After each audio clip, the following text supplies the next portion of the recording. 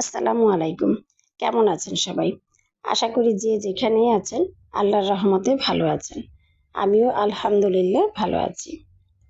আজ সবকিছুই খুব সহজ সহজ রেসিপি, তারপরেও আপনাদের সাথে শেয়ার করতে আসলাম। মনে হলো যে গত 2-3 দিন ধরে তেমন কোনো রান্না শেয়ার করা হচ্ছে না।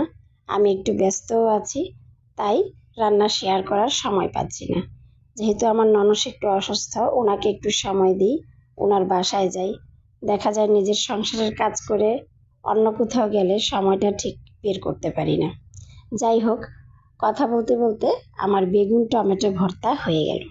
আজ খুব ইচ্ছা করছিল একসাথে বেগুন আর টমেটো একসাথে ভর্তা করে খেতে। এখন রান্না করব মুরগি।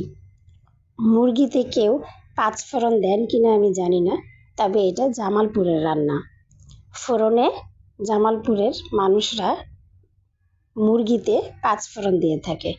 প্রথমেই আমি তেজপাতা, দারচিনি, এলাচি এবং পাঁচফোড়ন দিয়ে ভালো করে একটু ঘ্রাণ বের হওয়ার পরে আমি বাটা মশলা দিয়ে দিলাম।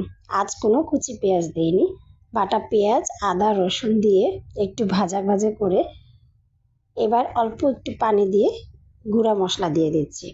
যেহেতু আমি মরিচের গুঁড়া খাই না, তাই আমি পরে কাঁচা মরিচটা অ্যাড করব। এবার মশলাগুলো দিয়ে কষিয়ে মুরগিটা দিয়ে দিব।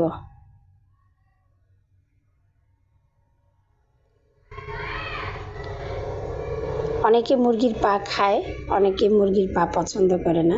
আমি যেহেতু ছাদে মুরগি পালি, সেই পালা মুরগির পা খেতে আমার ভালোই লাগে।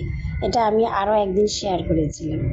যাই হোক, এবার মুরগিগুলো দিয়ে একটু কষিয়ে সাথে কাঁচামরিচ এবং জিরার গুঁড়ো দিয়ে দিলাম। প্রথম দিকে জিরার গুঁড়ো আমি দিই না, কারণ হচ্ছে তরকারিটা আমার কাছে মনে হয় কালো হয়ে যায়।